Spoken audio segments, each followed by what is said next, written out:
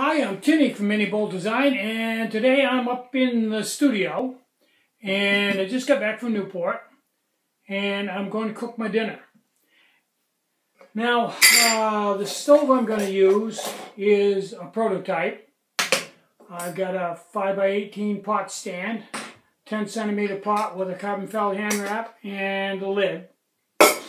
So let me set this stove up and get this water boiling, and show you what I'm up to.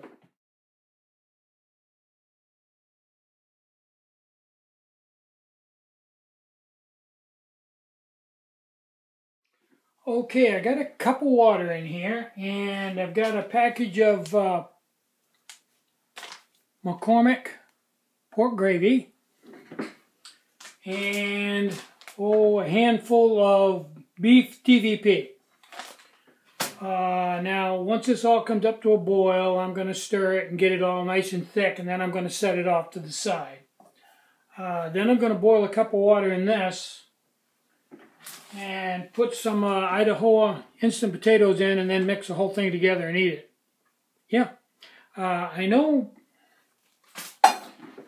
probably not everybody's cup of tea, but it's one of my favorite meals. I come from a poor background, so it doesn't take a lot to please me, and this I like pretty well.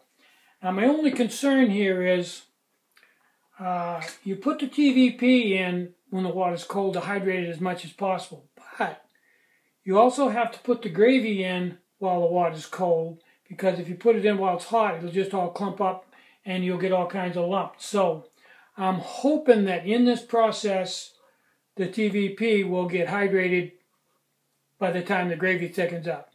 If not, it'll be a little crunchy, and I can live with that. It looks like it's expanded a lot, so I think I'm going to be all right. Might be a little bit tough, but I don't mind that. I'm just not fussy. Now, I was going to do this outside on a stump or a rock somewhere.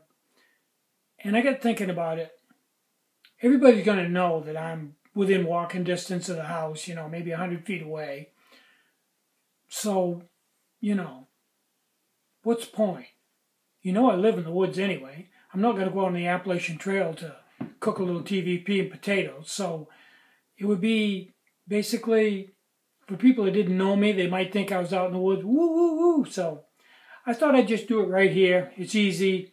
I can get the camera set up on, keep moving stuff around, and it's easier than trying to cook out on a rock out in the middle of the woods in the wind. And you get to see all the equipment and everything much better here than you would if I was bouncing stuff on my knees and cooking on a rock. And anybody that's ever cooked out on the trail knows what I'm talking about. Up on Chairback, there's a great place to cook on the Appalachian Trail, 100 Mile Wilderness. Get up on top of Chairback, and you're walking along the top of Chairback, and there's this, it's almost like a natural seat of, I don't know, granite, something, about, 12, 15 inches high, and at least that wide, that goes for probably 30 feet. It's a good place to sit down, but it's also a really good place to cook. It's flat. It's just a natural tabletop thing. It's a great place to cook. A little windy, but a great place to cook, and the view, you can't beat it. That's one of the places if I was there right now, I would be cooking right on that granite shelf. So that's one of the highlights of that piece of the wilderness, is the top of Chairback. You ought to do it sometime. And the travel down the backside is, at very least, very interesting, because it's a series of huge square rocks that you climb from one down the other. It's almost like you're miniaturized and you're climbing down kids' blocks. They're all set every which way, and you crawl and drop down off the edge of one and walk over the edge and drop down off the next one. It's pretty cool. Naturally occurring, as far as I know. But it's a nice place to be. I've been there a few times. Now this stove is basically has all the same characteristics and technology as the SS1. But let me get this filled back up again.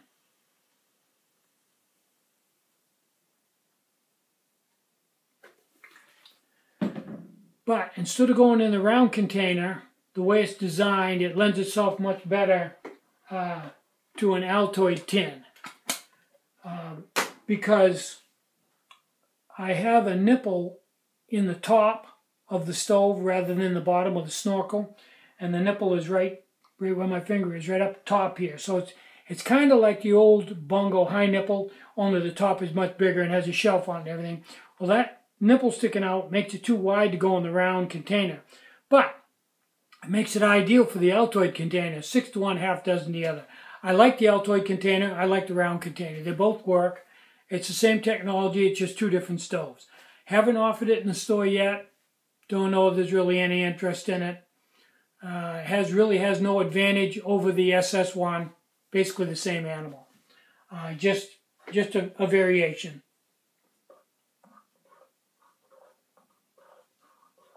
Starting to thicken up nicely. Looking good. Okay, I'll turn the camera back on when I get this whole mess straightened out and ready to put together.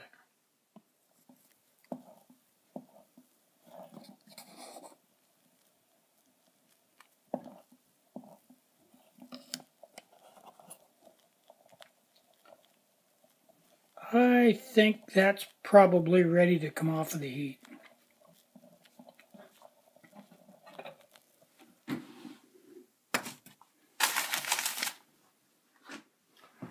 Okay, I got a cup of water here, and I'm going to set that on and give that a little while to come to a boil, and then I'm going to put my potatoes in it. Now, one thing I wanted to show you was this nipple cap. You can see that the nipple is on the side. That's because when it was on the top, it was too tall to go in an Altoid tin. So I reconfigured it and made some with the nipple on the side. And that fits. Turn the camera on here.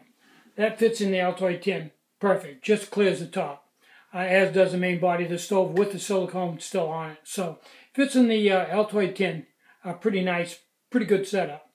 Okay, I've got to wait for this to come to a boil. I'll turn the camera back on when we get ready to put the potatoes in. Okay, I think that water's come to a pretty good boil. So, we'll take this off the heat, put the potatoes in, and we'll be ready to go. Okay, I've stirred the potatoes in, and you can see they're pretty thick. They're good. Now I'm going to stir in some gravy, and we'll see how this whole thing comes out. Okay. Now, I've probably got more gravy here than I need. This is probably about right for the original 2 cups recipe. But I didn't want to make a partial packet of gravy because it's really hard to get half of it, and it can get problematic because if you don't have half, the next time you don't have enough to make it correctly, and yada yada yada. So I'm just going to put the whole thing in there and call it even. Can't have too much gravy anyway. Anybody knows that. Can't have too much gravy. There we go. Okay, I'll let you look at that.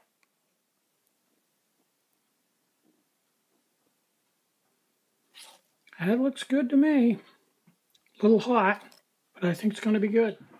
Okay, I've been blowing on this to cool it off because it's pretty hot. This should just set for 15 minutes and cool down, or if you had another container, a lot bigger container to put it into to cool it down, because setting in this pot takes forever to cool off because it's as high as it is wide. There isn't a lot of cooling area.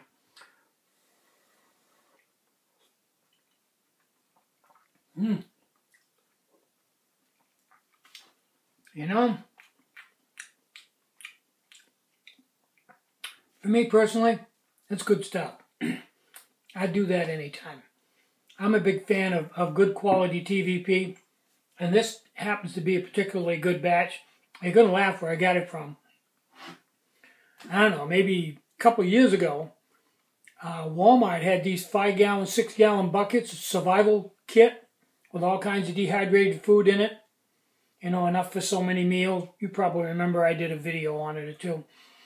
And the TVP in it I thought was fantastic. I made a lot of different meals with the bucket. I still got a lot of it left, especially this cheese powder and stuff.